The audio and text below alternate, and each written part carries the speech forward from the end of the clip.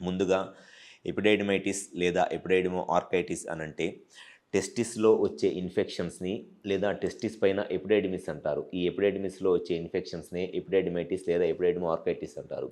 Only testis పైన ఈ testis పైన ఉన్న ఎపిడైడిమిస్‌లో ఇన్ఫెక్షన్ వస్తే దాన్ని ఎపిడైడిమైటిస్ అంటారు.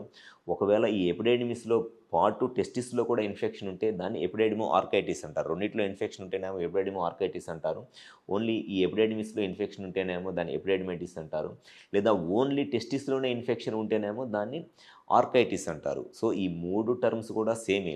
సో, ఈ టెస్టిస్‌లో ఇన్ఫెక్షన్‌కి రావటానికి మెయిన్ రీజన్ ఒకటి సెక్షువల్ కాంటాక్ట్స్ అనమాట. మల్టిపుల్ సెక్షువల్ పార్ట్నర్స్‌తో కండోమ్ లేకుండా, ప్రొటెక్షన్ లేకుండా సెక్షువల్‌గా ఎవరైతే కలుస్తారో అటువంటి వాళ్ళలో ఈ ఇన్ఫెక్షన్ రావడానికి చాలా ఎక్కువగా ఛాన్సెస్ ఉంటాయి.